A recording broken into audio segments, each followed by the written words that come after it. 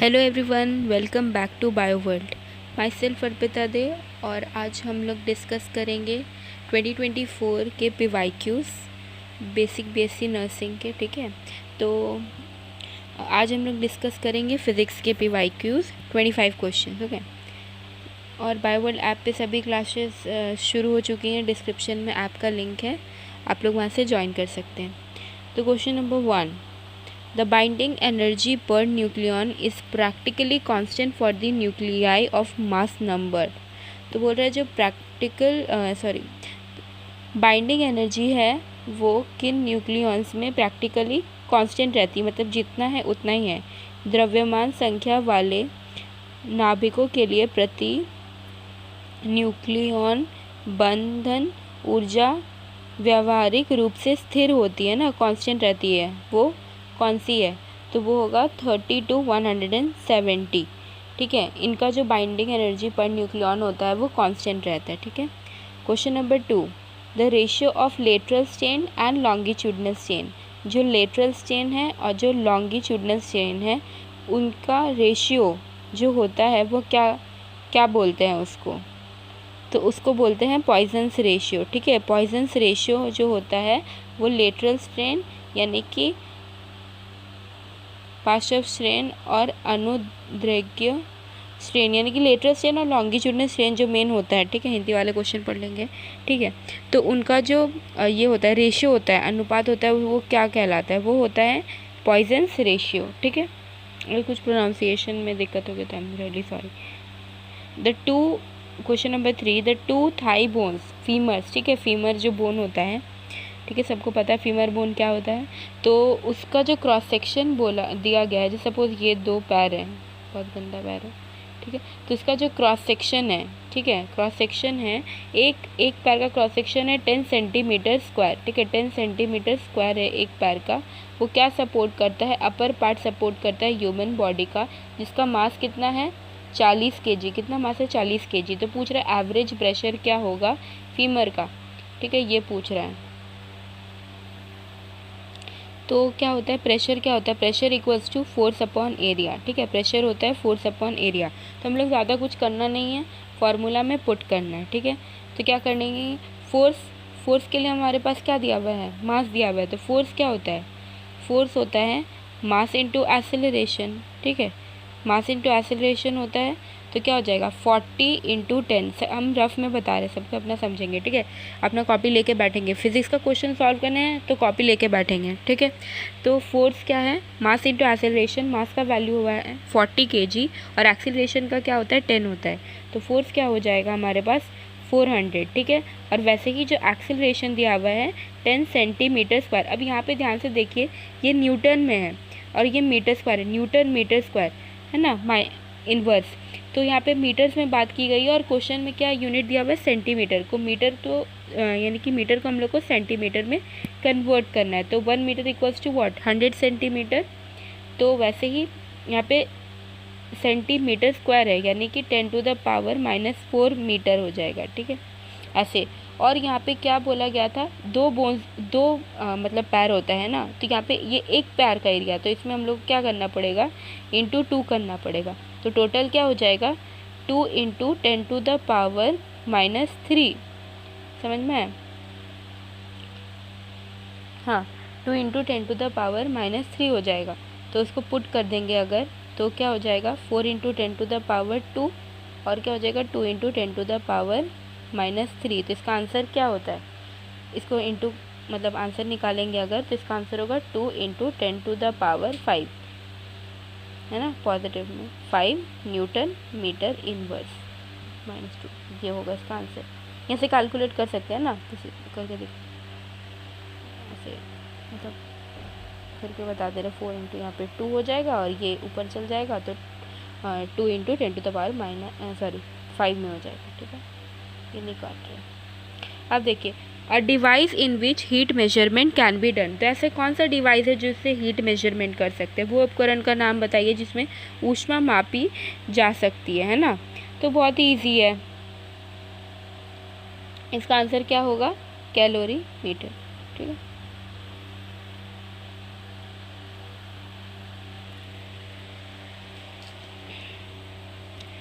जब टेम्परेचर नापना हो तब थर्मोमीटर, ठीक है, यहाँ पे हीट नापना है, इसीलिए क्या यूज़ करेंगे हम लोग, कैलोरीमीटर, ठीक है, कोई कंफ्यूज नहीं होना। अब देखिए यहाँ पे थर्मोडायनामिक्स में हमें दो टाइप के वेरिएबल्स के बारे में पढ़ना होता है, पाथ वेरिएबल्स और पाथ फंक्शन और स्टेट फंक्शन, है ना। तो कुछ ऐसे क्या कहते हैं, कुछ ऐसे फंक्शंस होते हैं या कुछ ऐसे वेरिएबल्स होते हैं जो कि पाथ पे डिपेंड करता है, यानी कि आप लोग और कुछ ऐसे होते हैं जो कि स्टेट पे डिपेंड करता है। पाथ मतलब क्या, जो आपका कितना चल रहे हैं, लाइक क्या पाथ फंक्शन से आप लोग समझ सकते हैं डिस्प्लेसमेंट का एग्जाम्पल, डिस्टेंस का एग्जाम्पल, और स्टेट फंक्शन से आप लोग समझ सकते हैं डिस्प्लेसमेंट का एग्जाम्पल, ठीक है। जैसे हम लोग डिस्टेंस होता है वो टोटल पाथ कैलकुलेट करते हैं, और जैसे हम लोग का डिस्प्लेसमेंट होता है उसमें इनिशियल स्टेट और फाइनल स्टेट का कैलकुलेशन होता है, ठीक है। तो अगर इनिशियल स्टेट और फाइनल स्टेट इक्वल हो जाएगा तो डिस्प्लेसमेंट क्या हो जाता है, ज़ीरो हो जाता है। वैसे ही जो स्टेट फंक्शन होता है, अगर उसका इनिशियल स्टेट और फाइनल स्टेट इक्वल हो जाएगा तो क्या होगा, उसका आंसर ज़ीरो हो जाएगा, ठीक है। तो पूछ रहा है कि एक साइक्लिक प्रोसेस है जिसमें कि ऐसा कौन सी क्वांटिटी है जो कि ज़ीरो होगी, है ना, जो कौन सी ज़ीरो होगी। तो आप लोग समझ पा रहे हैं कि साइक्लिक मतलब क्या, एक पूरा सर्कल बन रहा है, यहाँ पे शुरू हुआ और यहीं पे ख़त्म हुआ, यानी कि जो इनिशियल स्टेट है और जो फाइनल स्टेट क्या है वो इक्वल हो जा रही है। तो इसका मतलब ऐसा वेरिएबल यानी कि स्टेट फंक्शन जो होगा, मतलब कि जिसका इनिशियल स्टेट और फाइनल स्टेट इक्वल होने पे ज़ीरो हो जाएगा, वही जो क्वांटिटी हमारी ज़ीरो होगी। तो जो चेंज इन ये एनर्जी होती है, ठीक है, वो क्या हो जाएगा, ज़ीरो हो जाएगा, क्योंकि ये एक टाइप का कौन सा फंक्शन है, स्टेट वाला, ठीक है, स्टेट वाला है। अब है द मोनोक्रोमैटिक इक्वेशन नंबर 6, समझ में आ गया ना, वो वाला 5th वाला। इसे बस इतना याद रखना है स्टेट फंक्शन और पाथ फंक्शन के बीच में, ठीक है।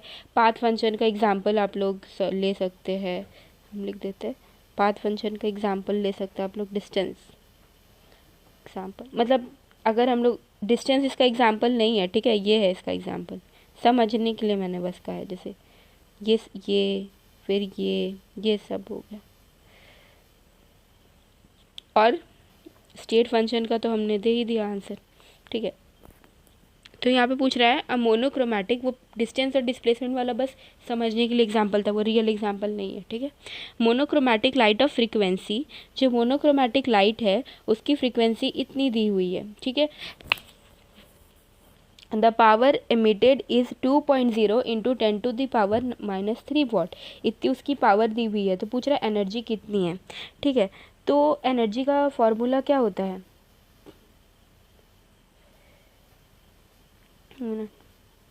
Power equals to energy by time होता है, तो इसको energy is equals to power into time लिख सकते हैं, ठीक है। और क्या होता है, energy is equals to H nu होता है। और अगर तोड़ेंगे energy is equals to H C by lambda, बहुत सारा फॉर्मूलाज हो सकता है। पर यहाँ पे देखिए आप लोग को दो चीज़ों के बारे में दी गई है डेटा, एक तो फ्रीक्वेंसी के बारे में, एक पावर के बारे में। लेकिन पावर वाला अगर एस्पेक्ट देखें तो इसमें ये जो टाइम है ना, टाइम के बारे में कोई इन्फॉर्मेशन नहीं है, तो हम लोग ये वाला फार्मूला यहाँ पे नहीं लगाएंगे, हम लोग ये वाला फार्मूला लगाएंगे जिसमें is equals to H nu है, ठीक है। तो ये जो क्वेश्चन इसमें दिख रहा है कैलकुलेशन है, पर ये इसका आंसर हम लोग बिना कैलकुलेशन के ही निकाल सकते हैं, दिखाते कैसे, ठीक है। तो आप लोग देखें यहाँ पे, तो h जो है यानी कि प्लैंक्स कांस्टेंट, इसका जो वैल्यू है वो 6 समथिंग में है, बस इतना देखना है, 6 समथिंग में है, ठीक है।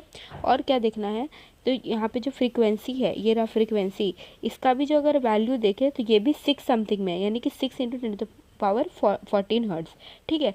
ये हो गया, हम लोग देख लें इसका वैल्यू देख लें, इसका वैल्यू देख लिया, ठीक है। हमेशा ये सब अप्लाई नहीं करना, पर यहाँ पे हम लोग कर सकते हैं। वैल्यू जो ऑप्शंस का ये होता है ना वैल्यू, उसको देख के हम लोग अपना टाइम बचा सकते हैं। अब यहाँ पे क्लियर कट है, हम लोग कर सकते हैं अपना कैलकुलेशन, बिना पेन यूज़ किए आंसर निकल जाएगा, ठीक है। तो यहाँ पे देखिए कि दोनों जो वेरिएबल्स हम लोग के यूज़ हो रहे हैं फॉर्मूले में, वो 6 के मल्टीपल्स में। तो 6 × 6 कितना होता है, 36 होता है, ठीक है। अब आप बोलेंगे कि मैम यहाँ पे इधर भी 3 में है और इधर भी 3 में है, ठीक है। तो आप बोलेंगे चलिए बी और डी तो बिल्कुल नहीं हो सकता, ठीक है। ए या सी में कन्फ्यूजन, अब ये भी क्लियर हो जाएगा, कैसे, यहाँ पे देखिए 10⁻14 हर्ट्ज़ है और यहाँ पे 10⁻−34। तो यहाँ पे जीत कौन रहा है, माइनस वाला जीत रहा है, बहुत ज़्यादा ये में जीत रहा है, ठीक है। -34 है और वो कितना है 14 में है, तो इसका आंसर कितना हो जाएगा 3.98 × 10⁻−19 जूल। अब कोई कोई कहेगा इसमें तो बहुत दिमाग लग गया, नहीं, ये प्रैक्टिस के साथ आता है और मैं इतना समझा रही हूँ इसीलिए टाइम लग रहा है, नहीं तो ये क्वेश्चन अगर बस पढ़ने में टाइम लगेगा, थोड़ा सा समझने में, बस आंसर टेक जिसका सिलेक्शन होना है वो ऐसे ही करेगा, इतना नहीं करने वाला, ठीक है। तो इस तरीके का स्पीड और माइंडसेट रखना है। Question number 7, the energy required to excite an electron in hydrogen atom to its first excited state. तो इसका पूरा फॉर्मूला है, ठीक है, लेकिन क्या कहते हैं आप लोग, हाइड्रोजन का जो एक्साइटेड स्टेट या जो भी फर्स्ट स्टेट में क्या है, ठीक है, NH1 में क्या है, 2 वाले में क्या है, 3 वाले में, उसका वैल्यू अगर याद रखेंगे ना तो एग्ज़ाम में बहुत हेल्प होगा, ठीक है। तो इसका फॉर्मूला अप्लाई करेंगे तो इसका आंसर क्या आएगा 10⁻⁻2 इलेक्ट्रॉन वोल्ट आएगा, ठीक है। इसका फॉर्मूला ऐसा है कुछ 13.6, इसमें बहुत ये हो रहा है 13, मेरे को याद था इसलिए मैंने ऐसे ही टिक कर दिया, 13.6 1 N1 square -1 N2 square, N1 N2 से अच्छा है फाइनल इनिशियल लिखते, ठीक है, N initial square -N final square. अब यहाँ पे जो N इनिशियल है वो हो जाएगा 1 और यहाँ पे फर्स्ट एक्साइटेड स्टेट है, ये ध्यान रख रहा है, तो यहाँ पे फर्स्ट एक्साइटेड स्टेट है मतलब फाइनल वाला जो होगा हमारे पास, यानी कि N फाइनल जो होगा वो होगा 2, ये ध्यान रखना। इसको बस सब्स्टिट्यूट करेंगे और आंसर निकालेंगे तो 10⁻⁻2 इलेक्ट्रॉन वोल्ट आएगा आंसर, ठीक है। अब the Bohr model is applicable to, तो हाइड्रोजेनिक एटम्स यानी कि क्या, जिसका 1 इलेक्ट्रॉन रहेगा, ठीक है, जैसे कि हाइड्रोजन, हीलियम, जैसे कि लिथियम 2+, ठीक है, कितना होता है उसका 3 होता है ना, तो अगर 2 हटा देंगे, 2 इलेक्ट्रॉन हटा देंगे तो ये भी तो हाइड्रोजन की तरह ही हो जाएगा, एक ही इलेक्ट्रॉन बचेगा, इसीलिए हाइड्रोजेनिक एटम, समझ आए इसका क्या मतलब है, यानी कि एक इलेक्ट्रॉन रहेगा, सिंपल सा मतलब है। अब यहाँ पे पूछ रहा है calculate the energy equivalent of 1 gram of substance, तो एनर्जी क्या होता है mc², ये भी होता है। तो यहाँ पे आप लोग देखिए मास ग्राम में दिया हुआ है, तो इसको 10⁻³ kg में कन्वर्ट करेंगे, ठीक है, 10⁻³ -3 और c का वैल्यू क्या होता है 3 × 10⁸, इसका स्क्वायर करेंगे तो कितना होगा 9 × 10⁻16, है ना, माइनस नहीं, ये हो जाएगा 9 × 10⁻16, तो 9 × 10⁻16,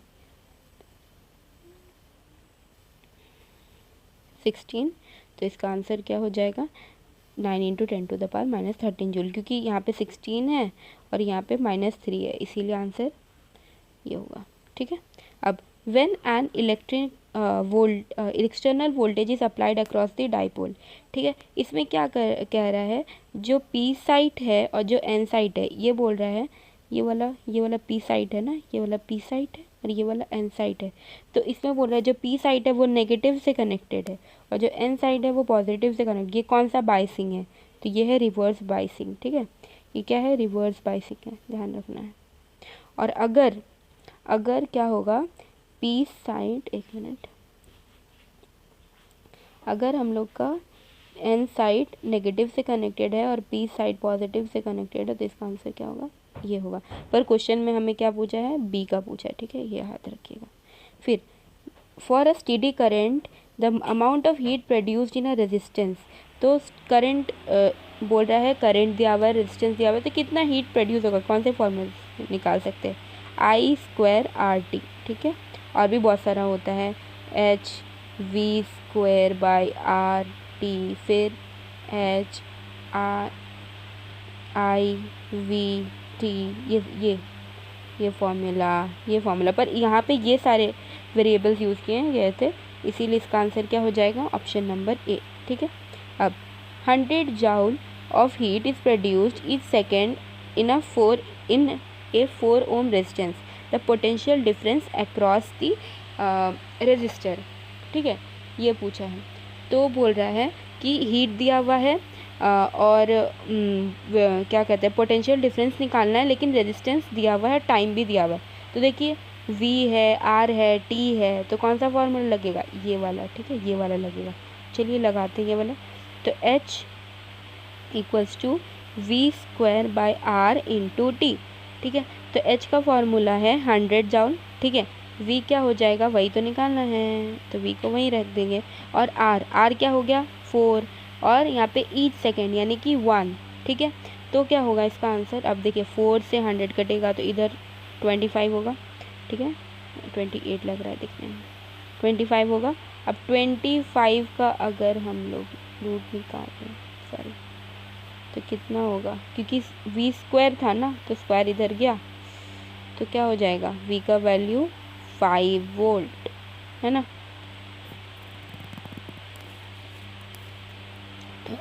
हाँ, फाइंड द, एक मिनट, is 24 the potential difference across the resistor. हाँ, तो उस वाले में क्या हो गया था, कैलकुलेशन मिस्टेक था। ठीक है, ऐसे नहीं करते हैं, गलत हो गया था। यहाँ पे देखिए 4 इधर है, तो पहले हम लोग 100 के पास भेजेंगे उसको, है ना, मल्टीप्लिकेशन में आएगा V² इंटू टी। अब इसमें रूट डालेंगे। ठीक है, 400 में रूट डालेंगे, तब आंसर क्या आ जाएगा 20। ठीक, गलत था, उसमें कैलकुलेशन मिस्टेक हो गया था। ठीक है, अब ऐसा मिस्टेक नहीं करना है, मेरे जैसा दिमाग खुला रखना है। What protects circuits and appliances by stopping the flow of any unduly high electric current. तो क्या कह रहा है, अगर कभी भी एक्सेसिव अमाउंट ऑफ करंट आ जाता है, ठीक है, ज़्यादा अगर करंट आ जाता है, तो क्या रोकता है, एमीटर रोकता है, फ्यूज़ रोकता है, प्लग रोकता है, या फिर वोल्ट मीटर रोकता है। तो क्या रोकता है, फ्यूज़ है। तो बहुत ही कॉमन क्वेश्चन है, कोई भी कर लेगा। ठीक है, फिर 1 kilowatt is hour equals to 1 kilowatt, बस इसको पुट करना है, कुछ नहीं करना है। 1 किलो का 10⁻³ वाट का वाट रहेगा आवर, कितना सेकंड्स में होता है, जूल में अगर करना है ना हमें, तो सेकंड्स में करते हैं। ठीक है, तो 3600 यहाँ पे सेकंड हो जाएगा। ठीक है, और इसका आंसर क्या हो जाएगा, 3.6 इंटू 10⁻, क्या हो जाएगा, हो जाएगा 6। ठीक है,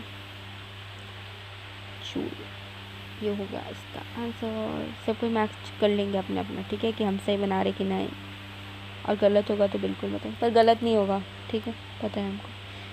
an electric bulb is connected to a 220, हो सकता है गलत, पर कैलकुलेट कर लेंगे आप लोग भी साथ में।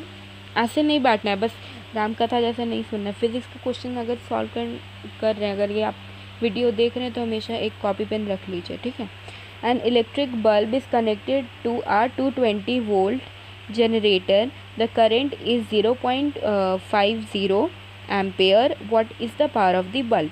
तो क्या कह रहा है कि पावर निकालना है, हमारे पास वोल्ट दिया हुआ है, सॉरी पोटेंशियल डिफरेंस दिया हुआ है और करंट दिया हुआ है, तो ठीक है निकाल लेंगे, कौन सी बड़ी बात है, हमें आता है बहुत अच्छे से। हो गया, ये है फॉर्मूला, बताया था ना। जब देखिए हीट में आएगा ना, तो हमेशा टी लगा देंगे ये सब में। एक सेकेंड, एक चीज़ बता देती हूँ। ठीक है, नीचे बता देंगे। ठीक है, पहले ये वाला सॉल्व कर लेते हैं।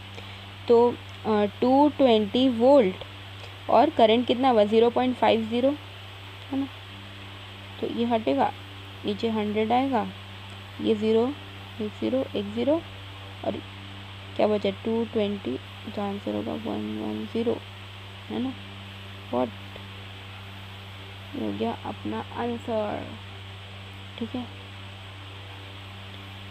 कुछ नहीं, क्वेश्चन सच बताएं, फिज़िक्स का क्वेश्चन बहुत इजी होता है। ठीक है, अगर किसी के पास टाइम नहीं है ज़्यादा फिज़िक्स करने का, टाइम तो होना चाहिए, मतलब अगर अच्छा मार्क्स लाना है फिज़िक्स में, करेक्ट लाइन यही होगा, अगर अच्छा मार्क्स लाना है फिज़िक्स में, तो कुछ जो चैप्टर्स हैं उनका बहुत अच्छे से रिवीजन पकड़ होना चाहिए। उसमें से सबसे इम्पॉर्टेंट, जो एकदम मोस्ट इम्पॉर्टेंट है, मोस्टेस्ट इम्पॉर्टेंट है, वो होगा करंट इलेक्ट्रिसिटी। क्योंकि आप लोग देख सकते एक ही पेपर में कितना क्वेश्चन आया है उस एक चैप्टर से, कितना वेटेज है। आई थिंक नाना करके 8 क्वेश्चन आराम से निकल जाएगा, 8 से 9 क्वेश्चन। और मजाक नहीं है, अगर 50 क्वेश्चन आ रहा है तो 1/5 के अराउंड एक चैप्टर लेके जा रहा है, जिसमें कि फिज़िक्स में कितने चैप्टर्स हैं, फिर भी एक क्वेश्चन से ही इतने क्वेश्चंस हैं, मतलब एक चैप्टर से ही इतने क्वेश्चंस उठा रखे हैं। तो ये चैप्टर बहुत अच्छे से आना चाहिए, ठीक है। Which metal is generally use for electrical transmission lines. तो कौन सा मेटल है जिसको यूज़ किया जाता है इलेक्ट्रिकल ट्रांसमिशन ऑफ लाइन्स। तो सबको पता है कॉपर जो होता है ना, उसका इलेक्ट्रिकल ट्रांसमिशन बहुत ही अच्छा है, बहुत अच्छा है, ठीक है। The potential difference between the terminals of a heater is 60 volt, and when it draws current 4 ampere from the source, then what current will the heater draw if the potential difference is 120 volt, ठीक है। देखिए ये जो question है, कोई चाहेगा तो बहुत लंबा भी सॉल्व करेगा, वी लिखेगा, आई लिखेगा, फिर सबका अलग अलग करके फार्मूला पुट करेगा। पहले समझा देते हैं कि इसमें क्या बोला गया है कि पोटेंशियल डिफरेंस दिया हुआ है एक हीटर का जिसका 60 वोल्ट है टर्मिनल्स में, और 4 एम्पेयर करंट पास हो रहा है उससे। अगर हम लोग क्या करेंगे 120 वोल्ट मतलब कि इंक्रीज़ कर देंगे अगर वोल्टेज को, ठीक है, तो क्या होगा, कितना करंट पास होगा उसी सेम हीटर से, ठीक है, ये पूछ रहा है। तो कोई चाहेगा तो पूरा एकदम लिखेगा, ठीक है। अब कोई बोलेगा यहाँ पे तो रेजिस्टेंस का वैल्यू ही नहीं दिया हुआ, कैसे आंसर निकल जाएगा। हाँ, तो देखिए जो एक हीटर इसमें दिया हुआ है, एक डिवाइस दिया हुआ है, उसका जो अंदर का रेजिस्टेंस है वो तो चेंज नहीं कर रहे हैं ना, वो चेंज नहीं कर रहे, ऑल्टरेशन किस में हो रहा है, यानी कि चेंजेस किस में आ रहे हैं, वोल्टेज में है और करंट में है। तो आर जो है यहाँ पे कांस्टेंट है। जब भी ऐसा क्वेश्चन आएगा ना, और फॉर्मूलाज में आप देखेंगे कि कुछ जो वैल्यूज़ है ना वो हमेशा कांस्टेंट रहता है और हमें कंपैरिजन करके आंसर निकालना होता है। तो जो वैल्यू है वो कांस्टेंट है ना, उसको हम लोग एलिमिनेट कर देंगे, उसको हम लोग कैलकुलेशन में लाएंगे ही नहीं, क्योंकि पहले भी उसका वही था और आज भी वही है। जैसे कुछ जो क्या कहते हैं, सपोज़ क्या हुआ कि हम लोगों ने कोई एग्ज़ाम देना है, ठीक है, तो हम लोग को एक ऐसा चैप्टर जो आता ही आता है तो उसकी वजह से तो हम लोग का मार्क्स ऊपर नीचे नहीं होगा, लेकिन जो चैप्टर हम लोग उतने अच्छे से नहीं आता है उसकी वजह से मार्क्स में चेंजेस होता है। वैसे ही जो वैल्यू कांस्टेंट है उसकी वजह से कोई चेंज नहीं होगा, जिसमें चेंजेस आ रहे हैं उसकी वजह से चेंज होगा। तो यहाँ पे जो रेजिस्टेंस है उसकी वजह से कोई चेंज नहीं हो रहा है, तो इसको हम लोग इंक्लूड ही नहीं करेंगे। यानी कि जो यहाँ पे पोटेंशियल है वो करंट के डायरेक्टली प्रोपोर्शनल है ना, यानी कि अगर वोल्टेज 2 गुना बढ़ रहा है तो करंट भी बढ़ेगा 2 गुना, ठीक है। तो यहाँ पे सिंपली हम लोग ले लेंगे V1 का वैल्यू क्या हुआ है 60 है, V2 का वैल्यू क्या है 120 है, I1 का वैल्यू क्या है 4 एम्पेयर है, और I2 का वैल्यू हम लोगों ने निकालना है। तो कुछ नहीं, बस पुट करना है V1 V2 I1 I2 ना, पुट करते हैं। V1 का वैल्यू कितना है 60, 120, I1 है 4, I2 निकालना है, इसको बस सॉल्व कर लेंगे 2 और उधर चल जाएगा I2, तो क्या आएगा 8 एम्पेयर। तो आ गया आंसर, ठीक है। ऐसे करते हैं, ज़्यादा दिमाग नहीं लगाते कि इतना पूरा लगाएंगे, नहीं, सिंपल सा। ये जो मेथड है बहुत ज़्यादा यूज़फुल है, ठीक है, बहुत ज़्यादा यूज़फुल मेथड है। अब क्या है, the resistance of a metal है ना of length 1 metre in 26 ohm, if the diameter is इतना, what will be the resistivity of the metal at that temperature। तो हम लोग क्या पता है R equals to rho L by A, ठीक है। तो यहाँ पे रेजिस्टिविटी पूछ रहा है, तो रेजिस्टिविटी में देखिए सबसे पहले ये तो सेम है, ठीक है, लेंथ भी हम लोग को पता है 1 मीटर है, रेजिस्टेंस है 26 ओम। यहाँ पे जो एरिया है, एरिया क्या होता है पाई आर स्क्वायर। अब कोई बोलेगा कि यहाँ पे रेडियस नहीं दिया हुआ है, तो डायमीटर तो दिया हुआ है, तो डायमीटर क्या होगा, ठीक है। तो पता नहीं कहाँ तक बोले थे हम, तो यहाँ पे शायद एक गलती हो गई थी हम मेरे से कि डायमीटर का ये वैल्यू गलत लिख देते। तो जो यहाँ पे रेडियस होता है ना, रेडियस क्या होता है डायमीटर बाई 2 होता है, ठीक है। तो पुट करेंगे 0.3 बाई 2, ठीक है। तो यहाँ पे एक चीज़ ध्यान रखने वाली है कि यहाँ पे 0.3 mm में दिया हुआ है, ठीक है। तो mm को पहले मीटर में चेंज करना है, तो यहाँ पे इतना स्पेस भी नहीं है कि हम यहाँ पे कैलकुलेट करके बता सकें, ठीक है। तो हम क्या करेंगे, इस क्वेश्चन में अच्छे से एक्सप्लेन कर देते क्या करना है, आंसर क्या है ये बता देते। आप लोग खुद से ये कैलकुलेशन, मल्टीप्लिकेशन, डिवीजन तो कर ही सकते हैं, ठीक है, इतने तो सबको ही कैपेबल है, सबको आता है इतना करना, ठीक है, तो आप लोग कर लीजिएगा। तो यहाँ पे क्या करना है, रेडियस निकाल लेंगे, ठीक है, रेडियस निकालने के बाद एरिया निकाल लेंगे। mm को मीटर में चेंज कर लेना, बार बार बोल रही हूँ, बहुत इंपॉर्टेंट। देखिए यहाँ पे मीटर में है, यहाँ पे mm में, इसीलिए चेंज कर लेंगे मीटर्स में, ठीक है। 1 मीटर, ठीक है, 10⁻³ mm होता है, जिसको नहीं आता, आना चाहिए लेकिन सबको, ठीक है। तो ऐसे करके ये वैल्यू है, आप लोग निकाल लीजिएगा, है ना। तो और 1 mm इक्वल्स टू 10⁻³ मीटर, उल्टा हो जाता है बस, और कुछ नहीं होता। एरिया कैसे निकालेंगे, πr² कर लेंगे, ठीक है, एरिया निकल जाएगा। तो रेजिस्टेंस का फॉर्मूला, सॉरी वैल्यू दिया हुआ है, लेंथ का दिया हुआ है, लेंथ 1 मीटर है, और एरिया का आप लोग यहाँ से निकाल लेंगे, बस वैल्यू पुट करना है, मल्टीप्लिकेशन डिवीजन करना है और आंसर निकालना है। तो आंसर क्या निकलेगा, ऑप्शन नंबर ए, ठीक है, कैलकुलेट कर लीजिएगा सब। अब wire given material having length L and a cross section A, बोल रहा है L है, क्रॉस सेक्शन A है, और रेजिस्टेंस उसका क्या दिया हुआ है, 4 ओम दिया हुआ है। तो क्या बोल रहा है कि अगर हम लोग एक अनदर वायर लेके आए जिसका सेम मटेरियल है लेकिन लेंथ L/2 है और एरिया क्या है, हाफ, मतलब लेंथ हाफ है और एरिया डबल है, तो क्या होगा, कुछ नहीं होगा, करके देख लेते हैं। तो R इक्वल्स टू ρL/A। तो जो ये है ना, ये जल्दी चेंज नहीं होता, ये मटेरियल पे डिपेंड करता है। तो मटेरियल देखिए यहाँ पे बोल रहा है सेम है, सेम मटेरियल है, तो ये तो चेंज होने से रहा। भी कहा जो चीज़ कांस्टेंट रहता है उसके पीछे दिमाग नहीं लगाना, उसको इंक्लूड ही नहीं करना है। तो क्या होगा, R is directly proportional to L and inversely proportional to A। तो क्या हो गया, ऐसे कर लेंगे, R1 R2 L तो डायरेक्टली है, तो क्या हो जाएगा L1 L2, ये इनवर्सली है ना, तो यहाँ पे जाएगा A2/A1, है ना।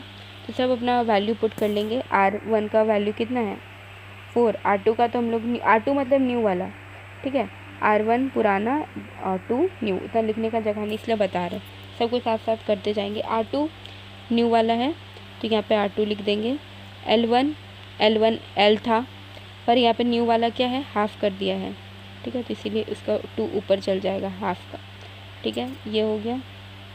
इनटू A2 कितना कर दिया है, देखिए यहाँ पे A2 है ना फॉर्मूला में, A2 यहाँ पे 2A है, A2 मतलब ही यहाँ पे जो 2 इसका मतलब न्यू वाला वैल्यू लेना है, ठीक है। और A1 क्या था, A ही था, तो क्या करेंगे, A कट जाएगा, L कट जाएगा, और 2 × 2 4 हुआ, तो 4 भी कट जाएगा, तो R2 का वैल्यू कितना आ जाएगा 1 ओम, ठीक है।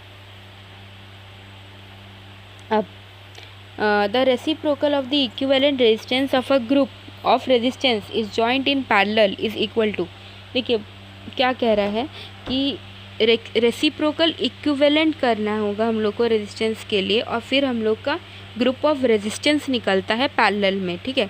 तो वो कैसे निकलता है, माइनस करने के बाद, सम ऑफ स्क्वायर्स करने के बाद, या सम करने के बाद, या प्रोडक्ट करने के बाद, तो हम लोग सबको पता है ऐसा होता है 1/R1 + 1/R2 ऐसा करके सो ऑन, ठीक है।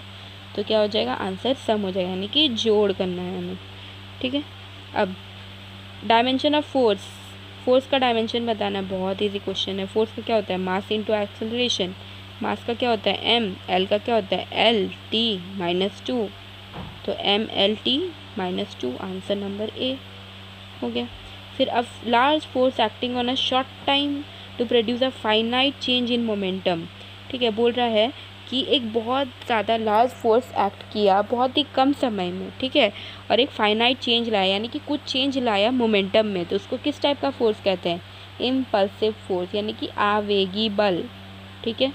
Determine the maximum acceleration of the train, maximum acceleration निकलना है, अधिकतम त्वरण निर्धारित, ट्रेन का अधिकतम त्वरण निर्धारित करें जिसमें फर्श पर पड़ा एक बॉक्स स्थिर रहेगा, यह देखते हुए कि बॉक्स और ट्रेन के फर्श के बीच स्थैतिक घर्षण का गुणांक 0.15 रहेगा। देखिए सिंपल बता रहे हैं, क्या करना है, एक ट्रेन है जिसमें एक बॉक्स पड़ा हुआ है, स्टेशनरी यानी कि हिलडुल नहीं रहा है, और उसका जो स्टैटिक कोफिशिएंट दिया हुआ है बॉक्स और फ्लोर के बीच में, ट्रेन के फ्लोर के बीच में, यानी कि वो है 0.5, यानी म्यू दिया हुआ है 0.15। तो यहाँ पे जो फ्रिक्शन होगा, क्या पूछ रहा है, एक्सेलरेशन क्या होता है यहाँ पे, म्यू जी होता है। तो म्यू का वैल्यू से क्या दिया हुआ है 0.15 और जी का वैल्यू 10, तो आंसर क्या हो जाएगा 1.5। सिंपल हो गया।